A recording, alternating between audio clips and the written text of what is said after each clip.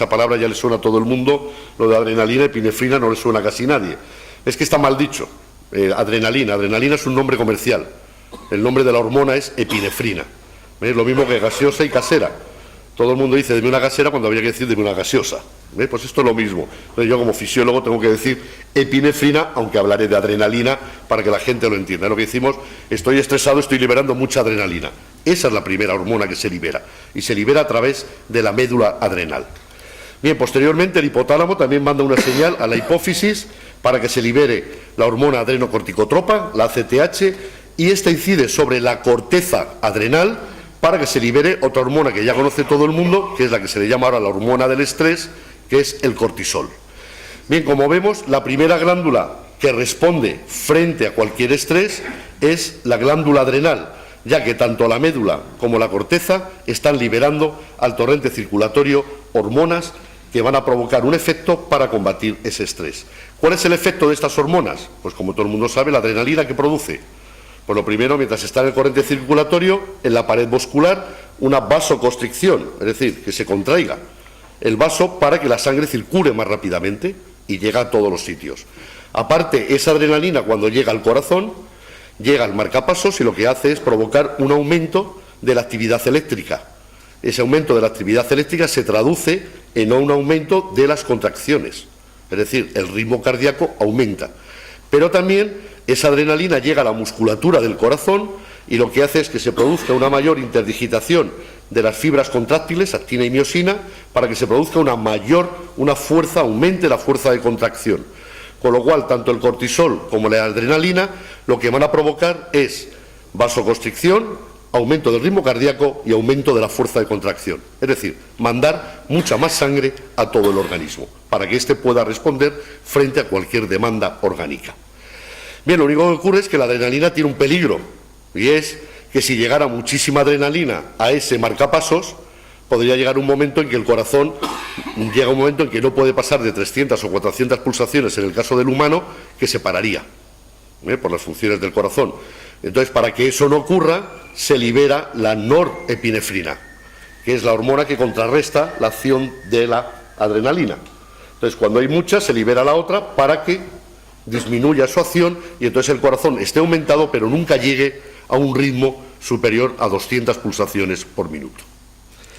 Bien, también existen otras conexiones entre las vías que no se conocían hasta hace pocos años, como son las flechas en verde que tenemos aquí en el esquema. Es decir, antes se creía que cada uno se liberaba por un lado, pero que no mandaban información unas a las otras. Pero ahora hemos visto que si hay un aumento de cortisol, incide sobre la médula para que se libere más adrenalina. Si hay un aumento de la adrenalina, incide sobre la hipófisis para que se libere más cortisol.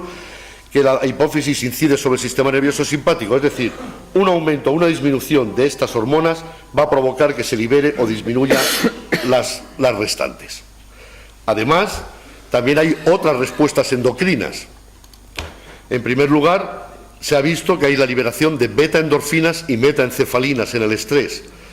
Estas dos hormonas, como veremos posteriormente, son las que están relacionadas con el dolor, porque son las que van a bloquear los receptores de dolor. ¿Por qué están en el estrés? Por una razón muy sencilla, porque todo dolor provoca estrés, con lo cual se ha visto siempre que cuando había un dolor había un estrés y se liberaban también estas hormonas, con lo cual por eso están descritas dentro de la cascada del estrés.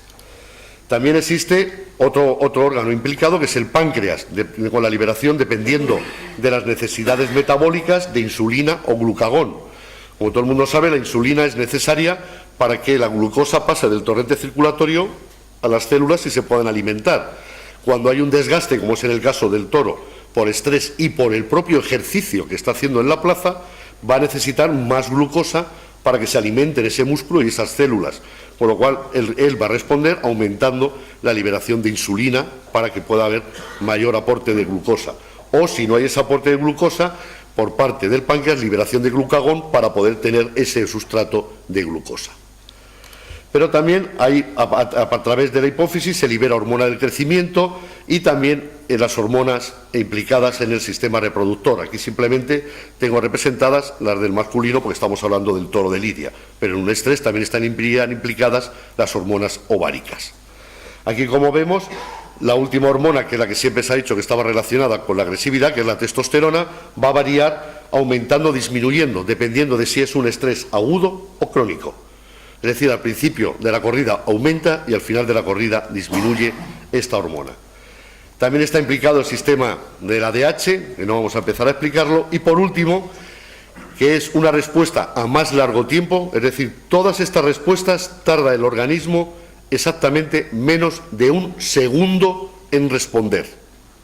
Sin embargo, la por parte del riñón tarda aproximadamente un minuto, entonces se le llama una respuesta a largo plazo, pero vamos, es un plazo de un minuto. Bien, esta respuesta es el sistema renina-angiotensina-aldosterona, que lo que hace es regular los líquidos corporales para retener más o menos dependiendo de las necesidades metabólicas. Por eso es muy normal, al partir de los 2 minutos de que el toro ha salido a la plaza, verle orinar. No mucha la gente dice que es por el miedo o por cualquier cosa esa. No, no, simplemente porque está este mecanismo actuando y entonces está liberando tal cantidad de líquidos que la vejiga no es capaz de retenerlos. Y entonces empieza a orinar per se. Bien, pues esas son las vías. Ahora bien, ¿cómo se ponen en marcha estas vías? Es lo que a nosotros ya nos interesa. Bien, hemos dicho que llega la percepción del estímulo. Bien, en todos los animales y el humano existen 2 vías de respuesta, la de amenaza y la de incapacidad de enfrentarse. Es decir, o respondemos frente al estímulo o nos quedamos paralizados y no sabemos qué hacer frente a ese estímulo. El humano tiene esas 2 respuestas. Normalmente tiene más la de incapacidad de enfrentarse que la de amenaza. Sin embargo, en el toro, nosotros los que hemos estudiado, en los más de 3.500 toros que hemos estudiado, solamente en el 2% existe esta vía. Con lo cual podemos decir, o casi asegurar, que la vía de incapacidad de enfrentarse a un estrés no existe en el toro de Lidia, y sí en los demás animales. Entonces, ¿qué ocurre? Que él llega el estímulo a la corteza cerebral y comienza esa respuesta comportamental que hablábamos antes, la de amenaza. Este es el momento más estresante para el toro. No es ni la puya, ni las banderillas, ni el estoque. Es el momento de la salida al ruedo. ¿Por qué? Porque para él es un sitio desconocido. Primero, ha tenido un transporte 24 horas antes, que es muy estresante. Ha estado en unos toriles que no los conoce. De repente le empiezan a marear, a gritar, le pasan por un sitio oscuro y de repente sale a un sitio con mucha luz, mucho bullicio y que ni un olor le es característico. Entonces, eso es lo que le estresa al animal. ¿Por qué?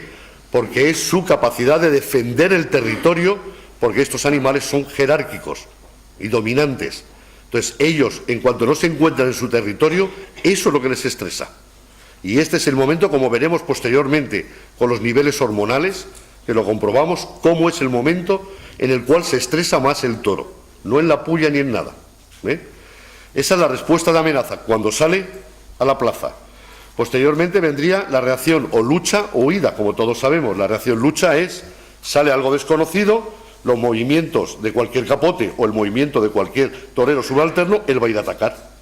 Entonces, normalmente lo que suelen hacer todos los toreros es darle casi una vuelta completa a la plaza, porque así también ellos ya estudian más o menos los movimientos del toro, y también al presidente y a los veterinarios les da tiempo a ver ya también durante eso si el animal está bien, o cojea o no cojea, o cualquier cosa de esas. Esa sería la reacción lucha.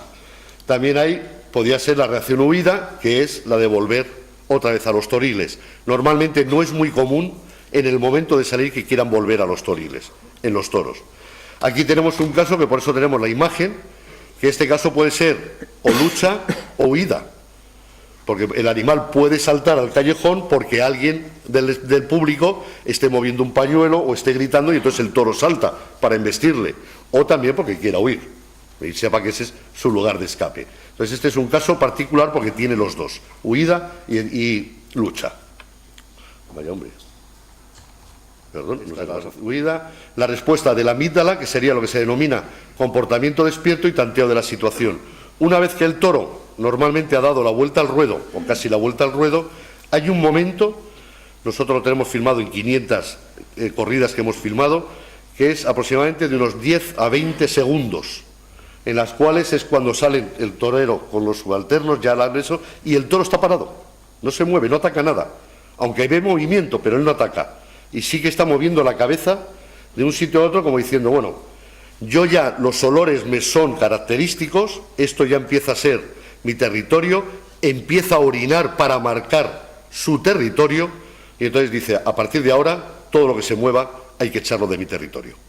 Y entonces ya sería la respuesta defensiva, que es ya el toreo, es decir, el atacar al capote perfectamente. Estas son las respuestas que existen a nivel de la corteza y de la amígdala. Como vemos, son respuestas solamente comportamentales, no existe la liberación de ninguna hormona, pero sí son respuestas ya propias del animal, es decir, todas esas características, lo del orinar, el tanteo, el que el animal salga con esa fuerza, etcétera, etcétera, es por el estrés que tiene y sobre todo por la defensa de su territorio. Bien, entonces nosotros, dentro de lo que es el estrés, hemos medido, aquí traigo los resultados, hemos medido más cosas, del ACTH, la hormona hipofisaria, la adrenocorticotropa, como hablábamos, del cortisol, de la hormona de la corteza adrenal y de la epinefrina y norepinefrina de la médula adrenal, es decir, las hormonas terminales que veíamos en ese esquema de la cascada del estrés.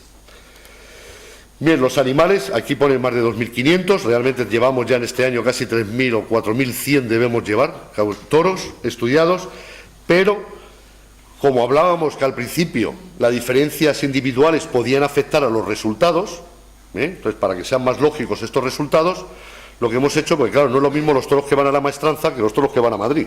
En tamaño, pues puede haber 100 kilos de diferencia en peso.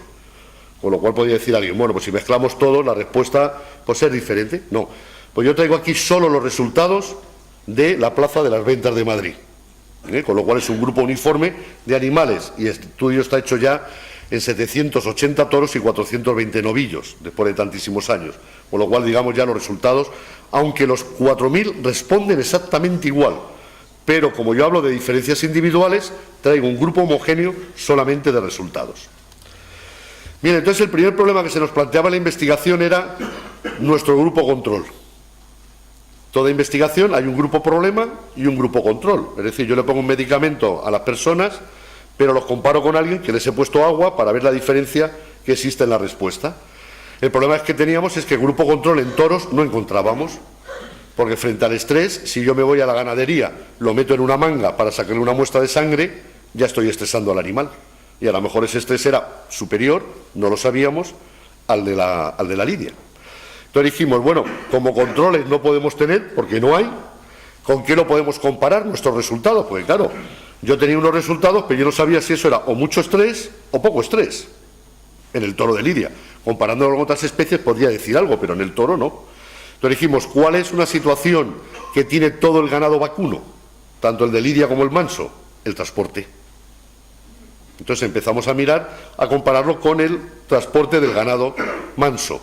Pero después, posteriormente, ya vimos que no, que había que compararlo con el transporte del ganado bravo. Entonces, nuestro grupo control es el transporte.